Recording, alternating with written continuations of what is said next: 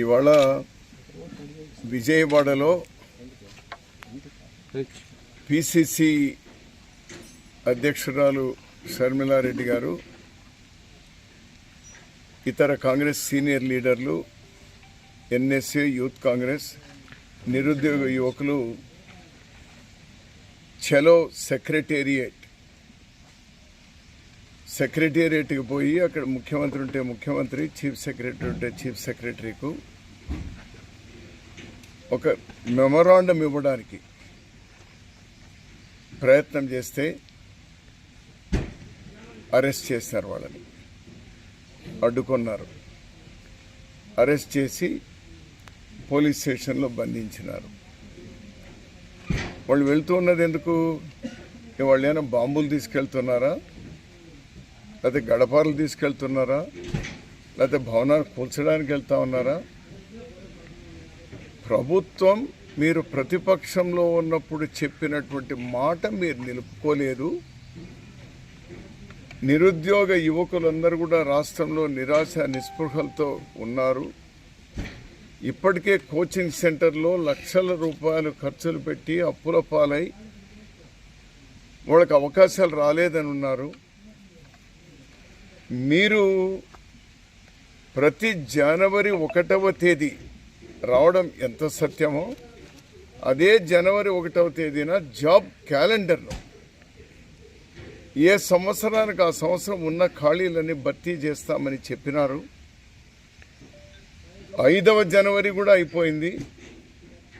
మీరు ఎందుకు చేపట్టలేదు? నిరుద్యోగ యువకులకు మీరు చేసిన మోసం కాదా?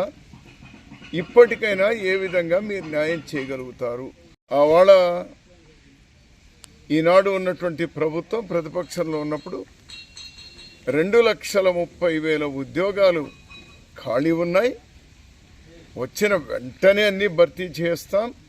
చేయడమే కాకుండా ప్రతి జనవరి 1వ తేదీన జాబ్ క్యాలెండర్ విడుదల చేస్తాం. ఎందుకు చేయలేదు?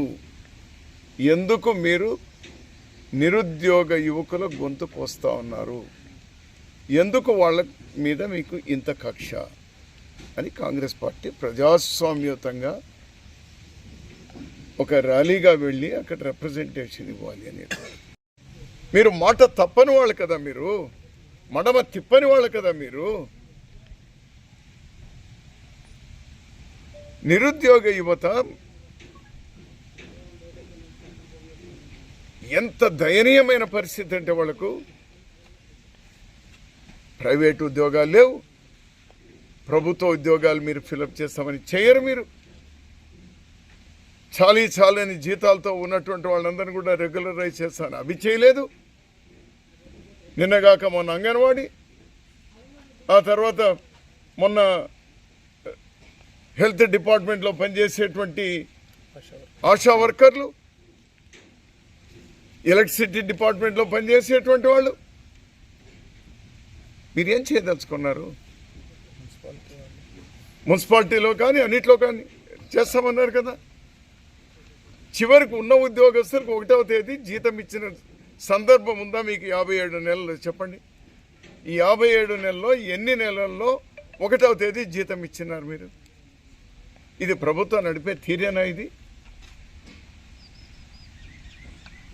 మీకేమో 1వ తేదీనే రావాలి, మంత్రులకు ఎమ్మెల్యేలకు 1వ తేదీ టెన్షన్గా రావాలి, మీకు ఉద్యోగస్తులకు రాదు. పెన్షన్దారులు కేవలం పెన్షన్ మీదే జీవనం సాగిస్తూ ఆ ముసలి వయస్సులో వాళ్ళ జీవనం నడుపుతూ ఉంటే వాళ్ళకి ఇవ్వరు మీరు. ఇది ప్రభుత్వం నడిపే తీరేనా?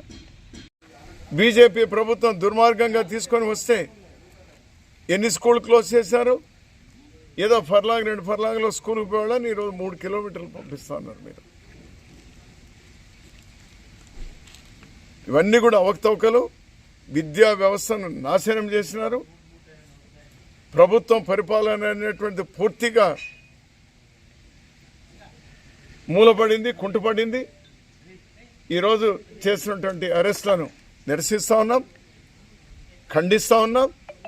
వెంటనే వాళ్ళందరినీ కూడా, మా నాయకులందరినీ కూడా విడుదల చేయాలి. ఆ ఉద్యోగాలన్నీ కూడా మీరు వినడం వెంటనే మీకు నిజంగా నిజాయితీ ఉంటే ఎలక్షన్ నోటిఫికేషన్ వచ్చే లోపల అన్ని ఉద్యోగాలు భర్తీ చేసి మీరు ఎలక్షన్కి పోండి. Otherwise you don't have right to go for elections. ఇవన్నీ భర్తీ డిఎస్సి కానీ మిగిలిన ఉద్యోగాలు కానీ భర్తీ చేయకుండా మీరు ఎలక్షన్లు పోవడానికి అనర్హులు. మీరు యువతకు కూడా పిలిపిస్తా ఉన్నాం, నిరుద్యోగ యువతకు పిలిపిస్తా ఉన్నాం. మీరు కూడా అందరు కూడా జాగ్రత్తగా ఉండండి. మీ హక్కులు రక్షించడానికి ఏదైతే ఉద్యమం కాంగ్రెస్ పార్టీ చేపట్టిందో మీ ప్రతి ఒక్కరికి న్యాయం జరిగే వరకు కాంగ్రెస్ పార్టీ మీ వెంట ఉంటుంది. మీ న్యాయం జరిగే వరకు కాంగ్రెస్ పార్టీ పోరాడుతుంది.